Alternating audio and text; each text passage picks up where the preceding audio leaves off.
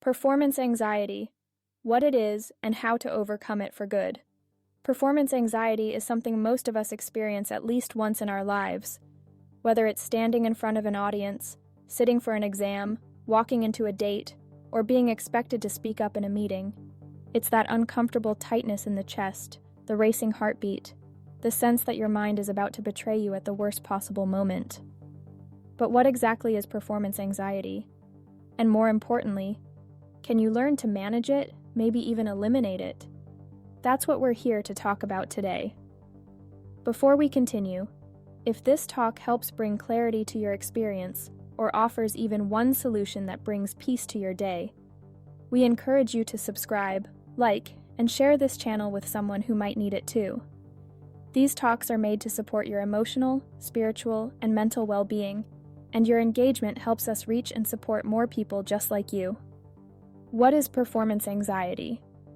At its core, performance anxiety is the fear of not being enough, of failing in front of others. It's not necessarily about lacking skill. In fact, some of the most gifted people suffer from it. It's the fear of judgment, of being seen, of being evaluated. It may show up before a stage performance, during a job interview, or in moments of intimacy. The setting might change, but the inner response stays the same. And here's the important thing. Performance anxiety is not a personality flaw. It's a biological and psychological response to perceived pressure. Signs you're dealing with performance anxiety: racing thoughts or mental blankness before a task, sweaty palms, trembling hands, or a dry mouth, a strong desire to avoid the situation altogether, digestive discomfort or shortness of breath, overthinking even after the performance is over. These aren't signs that you're weak. They're signs that your mind and body are trying to protect you from humiliation, rejection, or failure. Why does it happen? There are a few key reasons performance anxiety shows up. 1. Fear of judgment. What will people think of me if I mess up? 2. Perfectionism. If it's not flawless, it's worthless. 3. Past trauma or embarrassment. This happened before, it might happen again. 4. Lack of preparation. I'm not ready, I don't know enough. 5. Identity attachment. If I fail at this, I am a failure.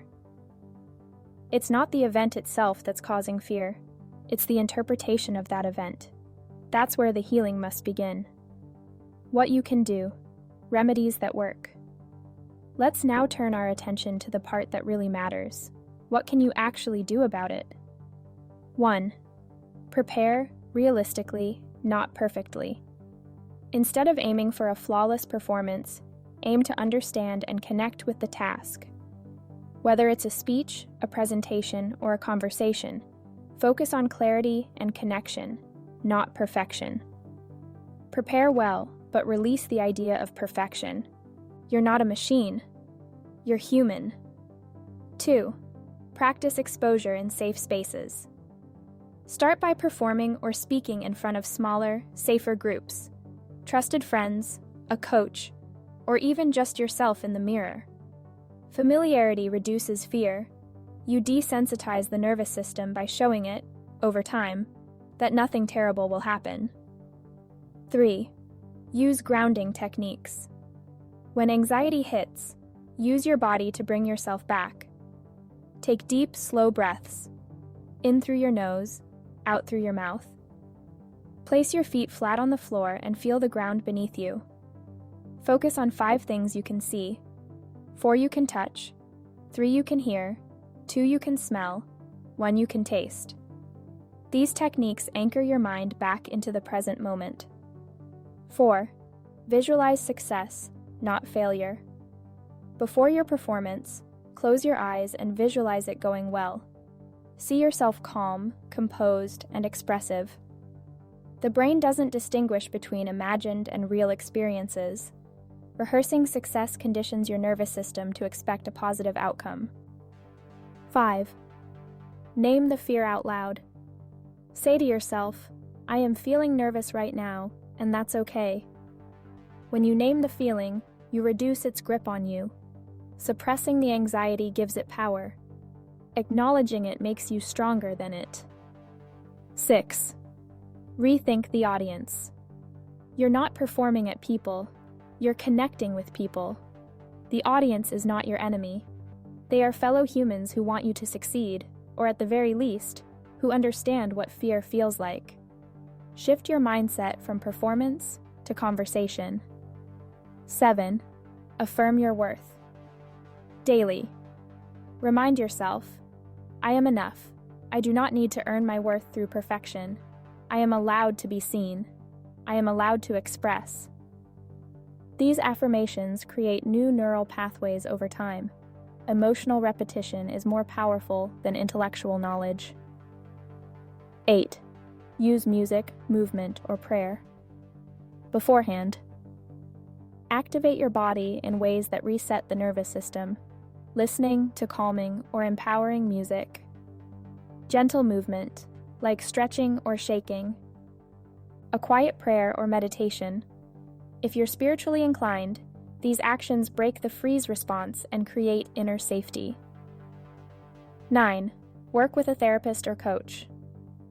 If your anxiety feels unmanageable or begins to affect your quality of life, working with a therapist or a coach trained in cognitive behavioral techniques or somatic work can help.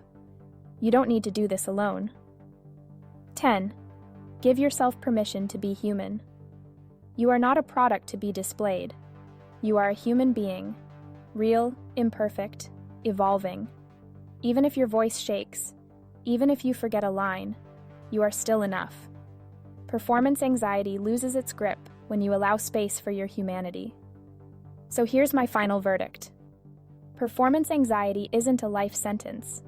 It's a signal, a sign that you care, a message from your nervous system asking you to slow down, breathe, and bring compassion to yourself.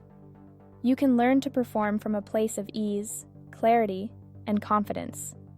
It begins by no longer fighting yourself, and instead learning to partner with your mind and body, even when they're afraid. If this message helped you today, consider subscribing, liking, or sharing it forward. This channel is here for you, offering thoughtful, grounded, and useful conversations that help you build a life with less fear and more understanding. Every listener matters. You matter. Thank you for being here. Until next time, breathe easy and go gently.